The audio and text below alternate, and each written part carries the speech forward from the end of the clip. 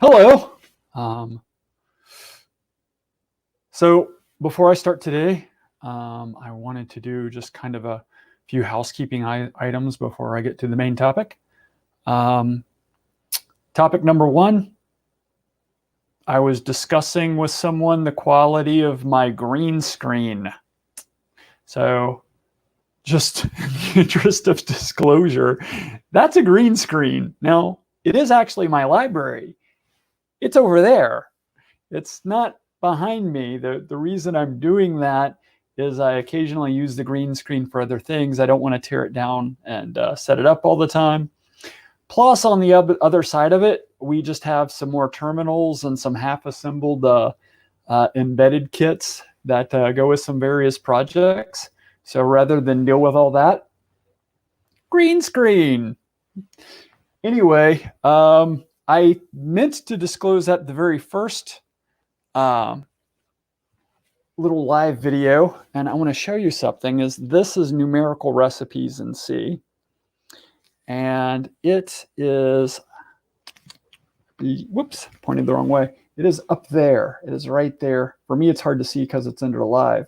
Now, this is not a book anyone's going to have 2 copies of. I've only met 2 people in my life that have a copy of this book to begin with. I got it when I was doing undergraduate research in quantum. But the book I showed you Friday on Afterthought, that's also on the shelf. And it was on the shelf while I showed it to you. So I thought it might be a fun little game for some people who are into that sort of thing to find it. And I don't know if anyone would actually care. I don't know if it counts as motivation or Rob. I don't give a crap about that. But a young man named James did actually write me and want my autograph. And I was like, wow, that's my first autograph request since I played tuba. And yes, I'm actually being serious. Someone once requested my autograph when I played tuba.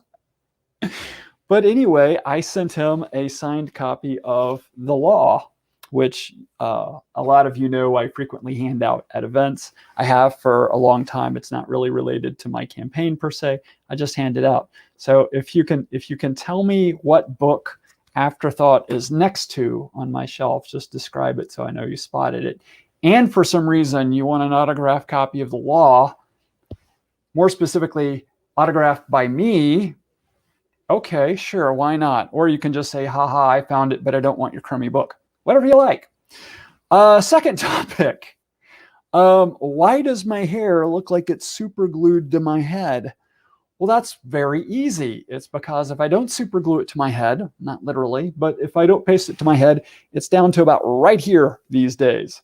So it's getting pretty long, and I don't actually only do that for the videos. I sometimes do it just because I'm coding and I keep doing this for about 4 hours solid, and I'm like, to heck with it. I'm going to glue it to my head. It'll go away.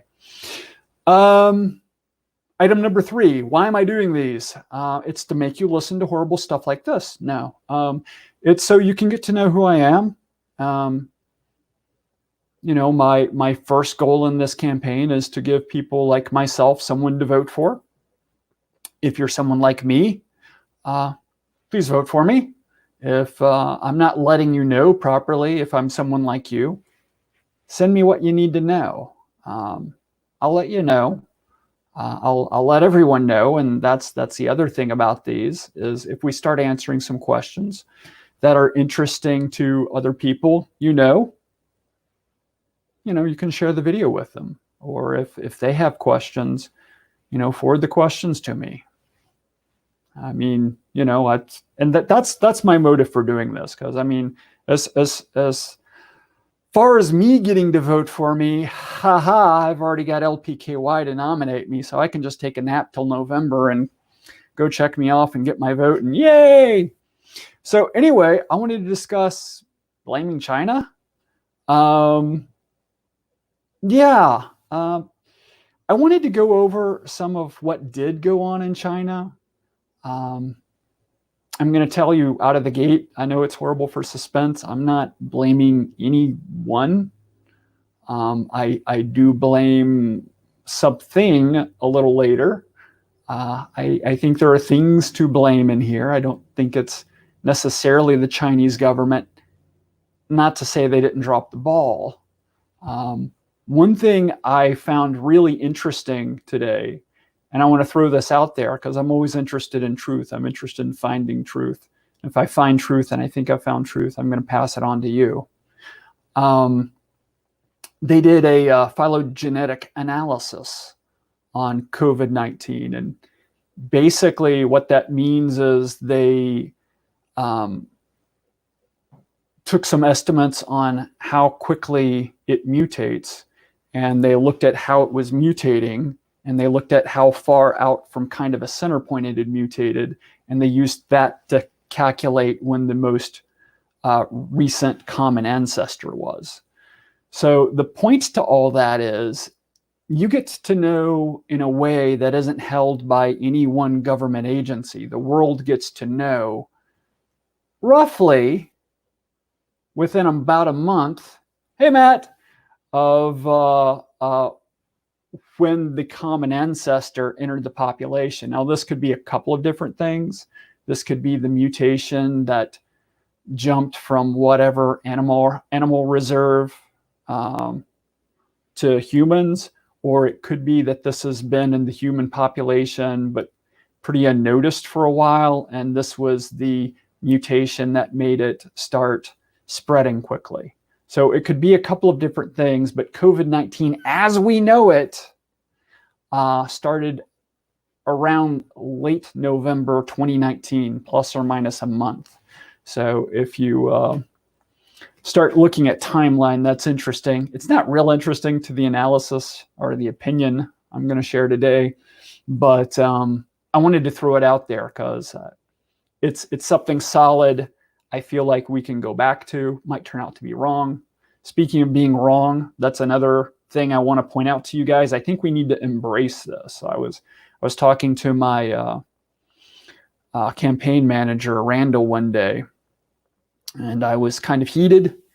And I basically said the one damn piece of science they have right for COVID-19 goes all the way back to before it was COVID-19. It's, when they were calling it the novel coronavirus. That is the one thing they got right. Definitively, it's novel, which means everything we know is approximately wrong. I mean, we're going to learn some things. We have learned some things. Later, we're going to learn that those things are wrong. I'm going to say some things today, and people are going to be debating this for 50 or 100 years. If somebody says they know truth now, they're wrong. So even the thing I pointed out about the genetic analysis, I like it because it's based on math that's out there. It's hard for anyone to hold it captive and distort it the way they want it distorted. But it's just analysis. It's just math based on observations. We don't really know. So looking at the timeline, and I mostly had this in memory anyway, but I wanted to go back and refresh myself, and it sort of paid off that I did. In December, the Chinese healthcare system was working its butt off to try to figure out what was going on with, a couple of dozen cases, really. You had some people with a strange pneumonia, something I didn't know at the time, got brought to my attention by a doctor of pharmacology that's a friend of the campaign, is you can detect this with CT scans. And even some of the readings I was doing today, they were talking about the patterns in the CT scan looked a little different from others. And you remember the thing with the doctor who thought it looked like SARS, and in a lot of ways it does look like SARS. Turns out that guy's an eye doctor, but still, he was around people making this observation, and he was letting his peers know what was going on, and he said it was SARS-like, and the Chinese authorities got very upset with him for saying it was SARS-like. But one of the things I noted was they caught on that most of the people who had it were stall holders at this seafood wholesale market. No, I had never heard till today it was seafood wholesale, but it was apparently the Wuhan seafood wholesale market, and apparently even some of the fish traders were kind of wondering why they were pinning it on them. You know, we work with fish. How would we get this? But you know, there was this observation that it was from the stalls there. Now the thing is, they discarded some information to get there. Those weren't the only cases, but predominantly the cases were from there. So I mean, this could have been a peddler's market. You know, here in Kentucky, you think about it. You know, there's this, you know, one old guy over there who's like 70 and he got very sick and we don't really know what happened. And he's like, he didn't drive, he never took buses, and he was several bus rides away from this peddler's mall. So he's an inconvenient data point. So we'll just ignore that and say it was from this peddler's mall. And now all of a sudden you have people in a foreign country going, damn those Kentuckians and their peddler's mall, making everyone sick. So did this virus really come from, and never mind, even let's say it was a live bat market. To heck with it. We don't actually know it came from this market. The Chinese don't know that it came from this market. The Chinese authority put their weight behind the idea that it came from this market. It's not spreading between humans. It's something you get at this market. Don't worry. You're not going to get it. We're going to spray down this market really good. You'll all be fine. No problem here. Like 18 cases, couple of weeks, that's going to be 0. You're all going to be fine. Yeah, it didn't happen that way. Instead, they ended up quarantining 59 million people, which is about 4% of their population. And their quarantine's not like our quarantine. Basically, one person was allowed to leave the household once every 2 days. So when they quarantine hard. But another issue, going back to the doctor, there was the doctor who got in a lot of trouble. And they did end up later, the Chinese government actually admitted they messed up, which is fairly rare. Let me see if I can find that. I'm not sure who this is a quote by, but somebody's pointing out if society had worn masks at the time, believing those rumors, instead of believing those rumors, use disinfectant and avoided going to wildlife markets as if there were SARS outbreak. I messed that up. But basically they're saying, hey, if people had been afraid, none of this would have happened. So my point is, the big place the Chinese government messed up was they were conceited enough to think that they had it under control. They were conceited enough to think that their citizens need not do anything. Their citizens, they could take care of it.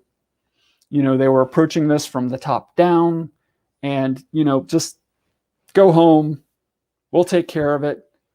And of course, when they let people back out, that's when the trouble really began. So did they mess up? Yeah. So why am I not blaming them? Well, I kind of gave a nod to the reason I'm not blaming them is we did basically the same thing. You know, we said it's, you know, only in this one place. We've got it under control. We're not letting people come in. And when we let them come in, we're letting our citizens come in, and we're doing temperature scans and we're quarantining for 14 days. It's under control. You don't need to worry about anything. And this is the same mistake. I mean, it's not that I'm vindicating the Chinese. I think they messed up. They were conceited. They thought they had it under control instead of letting people be appropriately fearful so that they could take care of themselves. And that helped get us here. And then we did the same thing. We as a country did the same thing. That's why I can't be that mad at them. I guess I can, but I'm not gonna. I'm not going to be mad at a country for a mistake that my people make as well. And then, carrying that on, we didn't even know we had communal spread in this country until someone ignored the FDA and used a non-FDA approved test. This was back in the day that the FDA was allowing only one test, and the only test they allowed was the CDC test that we later learned was broken. And oh, by the way, even if you had your own test, why not pair it up with the test from the WHO? Why not use both? Why not learn how we compare to theirs? I mean, we're paying for them anyway. Take a couple of thousand and say, hey, we're going to see how this stacks up against ours. We'll get you even better tests. That's fine. You can be a little conceited. You can be a little confident. But the idea of just ignoring information, ignoring tools from other places, and bullying forward with the idea that you can manage this top down, that is conceit. That is what got us here. That is what got us here from both countries. Now, probably tomorrow, I've got to make a little trip tomorrow. I might not make it back in time to do this.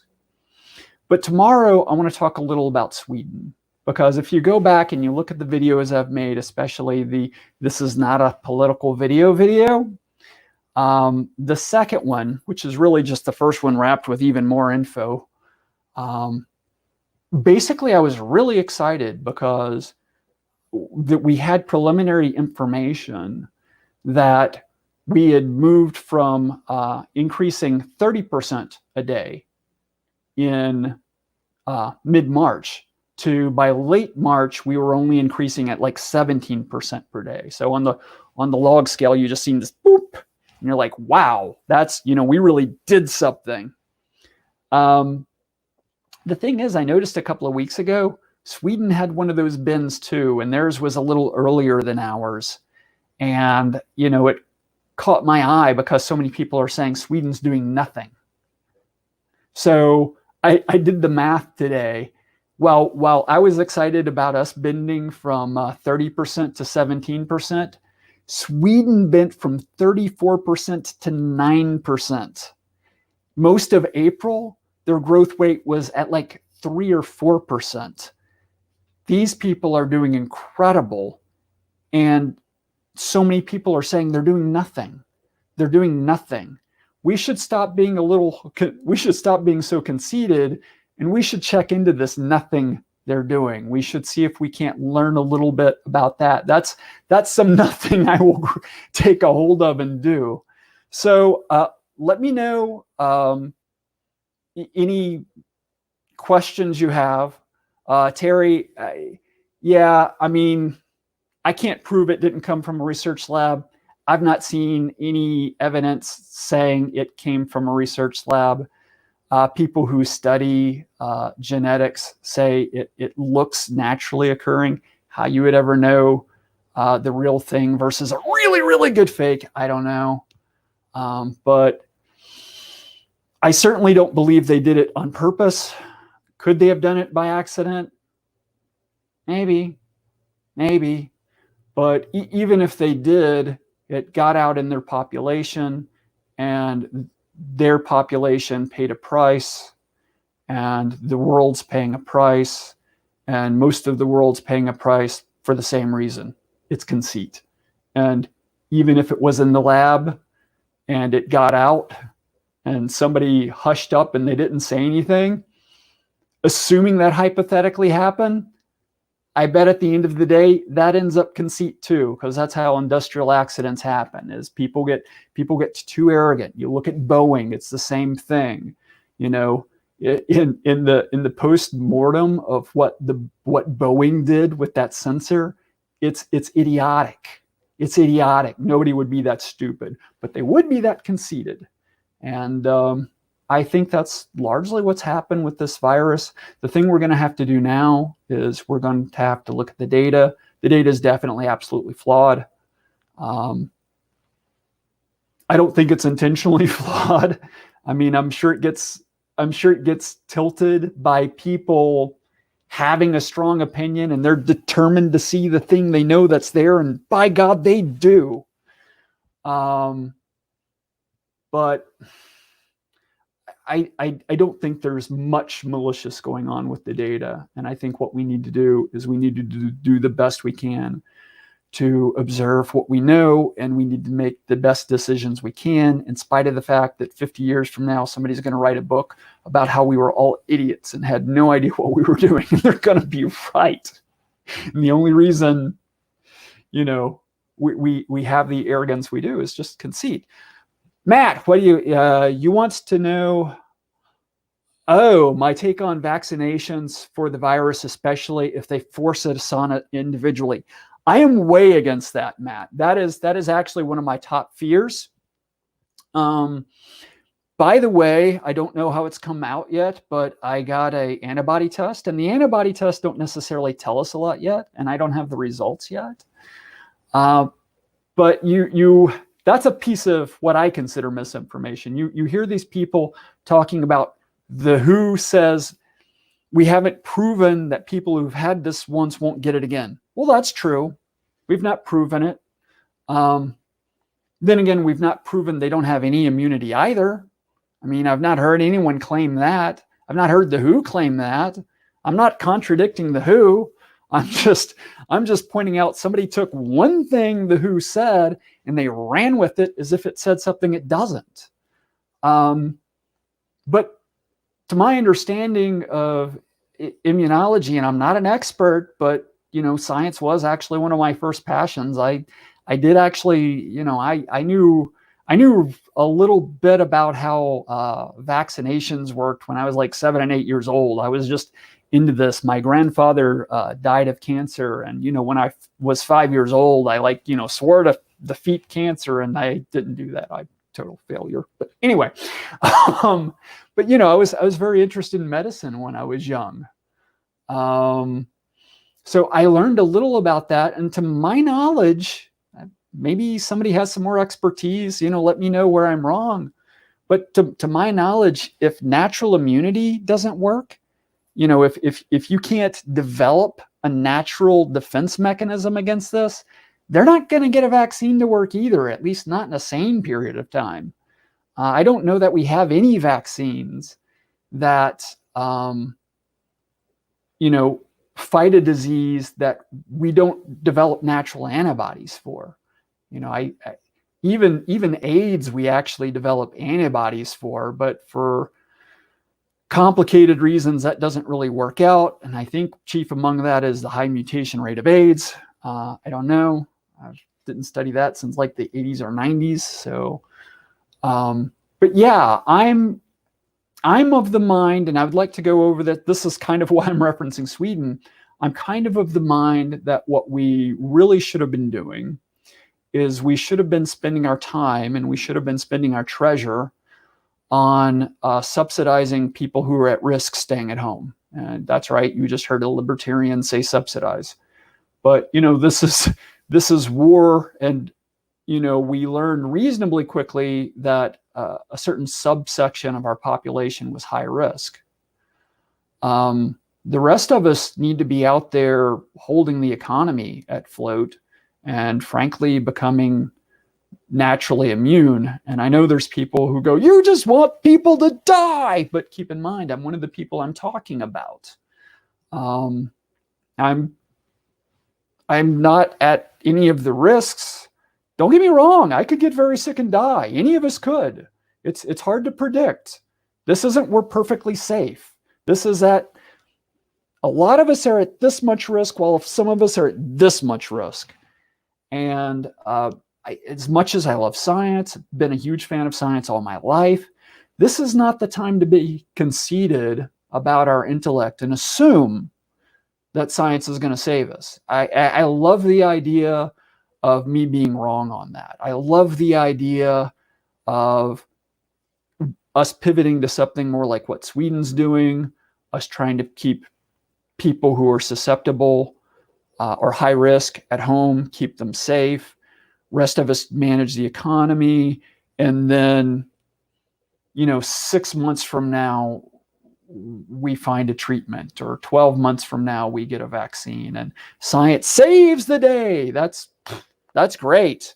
That's great. That's good. But where are you going to be if you count on that and it doesn't happen? There's no guarantee that's going to happen. We can all cheer for it. We can all hope for it.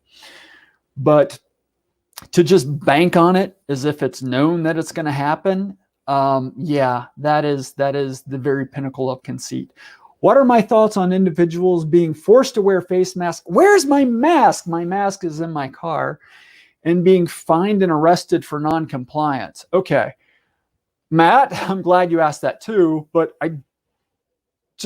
last I heard, I want to pull down the hyperbole just a little, not a whole lot, but just a little. Last I heard, Andy, our fabulous governor, wasn't planning on fining or arresting for non-compliance. And I haven't really been following the other states. Are they arresting in other states? Because that's a no-no. But this is another, I actually had notes, I skipped over them, but this is something profound. Is in the last 2 months, the Surgeon General was recommending against wearing masks. And now we have people making them mandatory. This would not be so amazing to me. Thanks, Jeff. This would not be so amazing to me had I saw the report that says, and this is the fabulous thing we've learned about masks. I mean, you can go back to what the Surgeon General said 2 months ago. I mean, nothing's changed to my knowledge. If something, I've only seen one scientific report on it. Maybe somebody has a whole pile of them somewhere. I saw one scientific report on the subject. I didn't memorize it, but basically it was saying, it was basically saying it for the narrow range that they were paying attention to, it had high nickel, it had no positive impact. You know, they were saying the masks in this context didn't actually help. But number one, it's in a lab. And, you know, conditions in a lab are very controlled and conditions in the world are not. The only way you're really going to know this is collecting a lot of real world data. And that's where a lot of the Surgeon General's observations in March come into play. I've not paid a lot of attention to him since then. I'd like to listen to him a little more now, but I like our Surgeon General. From what I've listened to him, he makes a lot of sense to me.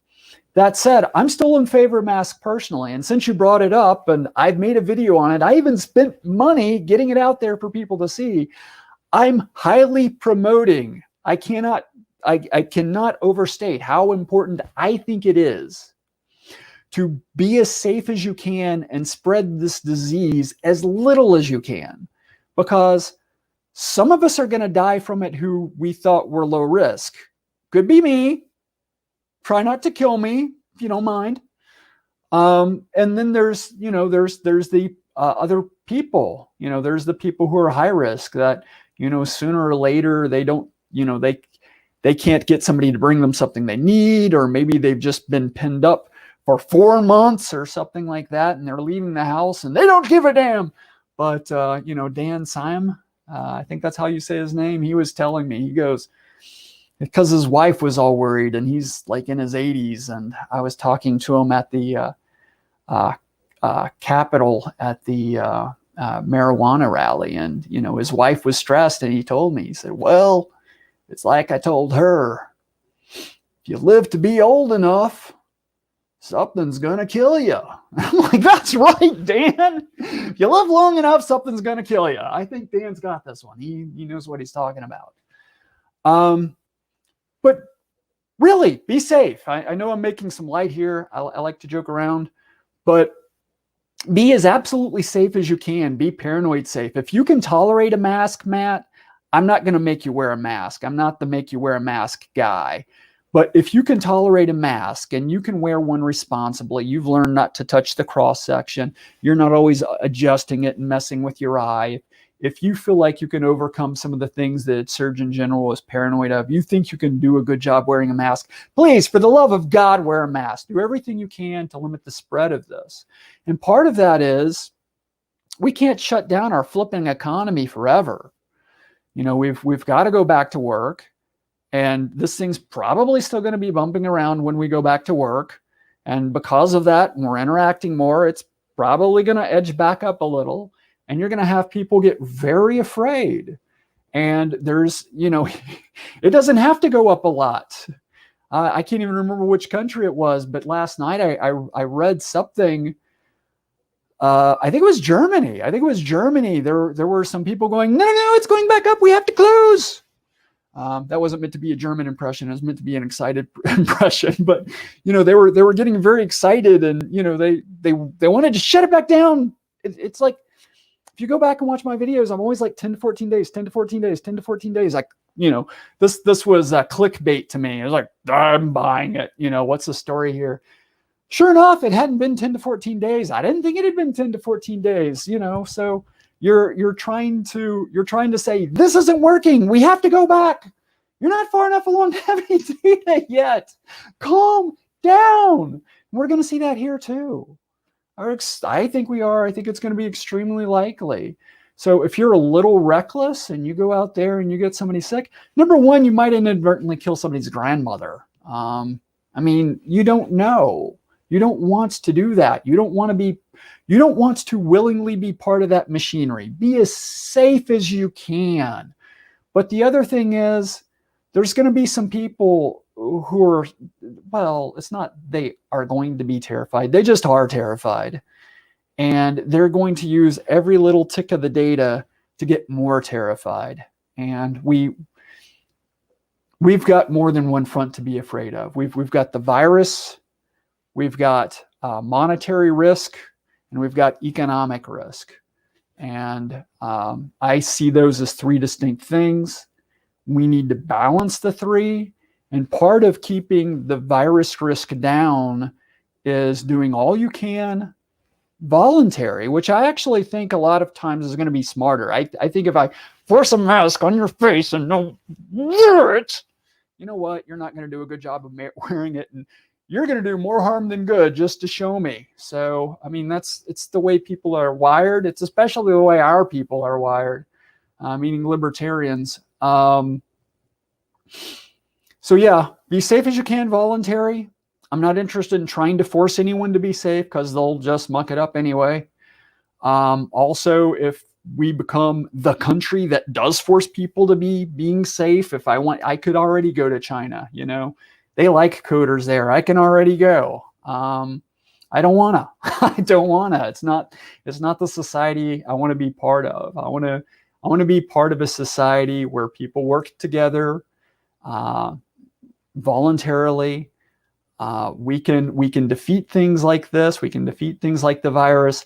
I actually think we can defeat it better if we're not so top down. We could have defeated it better if in February, instead of we got it under control, it's going to be to zero too soon, we had got, we're doing all we can. But this would be a good time to, just maybe practice washing your hands a little. Let's do a little better job of washing whatever the Surgeon General came up with. Just the best guesses, because you end it all in, but still, don't worry too much about this Wuhan flu, because even after I never let it come to our shores, we're still going to have a smaller flu season. Okay, that's fine. That's fine. It doesn't have to be the end of the world. It can just be as safe as you reasonably can. Wow, Matt, look what you did asking that question. Wow. Massachusetts, finding Massachusetts. Yeah, I think that's going to backfire. I think there's a lot of resentment in this state. By the way, I try not to comment a lot on Andy, largely because one of the things I'm also for is state rights. And, generally speaking, I'm on board with leaving the state's little space. I do absolutely think Andy's went a little overboard, but you know what? Like in mid-March when this first started, I kind of understand people panicking. I wasn't exactly on team panic, but I was on team, yeah, I can see where you're coming from. Things have changed since then. Things have progressed that shouldn't have progressed. People should have calmed down more than they have. Anyway, I have an errand to run tomorrow. I think I'm going to be back in time. I think I have a topic for tomorrow, but feel free to ping me. Let me know what you would rather hear about instead, or what you would rather me talk about in front of your friend.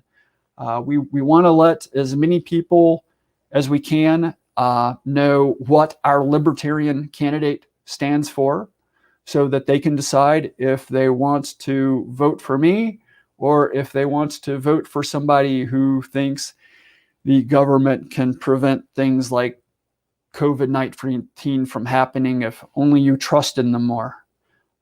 So hopefully talk to you tomorrow. I'll at least post something. I'll cancel the thing if I'm not going to be able to make it, if I see I'm not going to be able to make it. But have a good day. Be safe. Talk to you tomorrow. Bye-bye.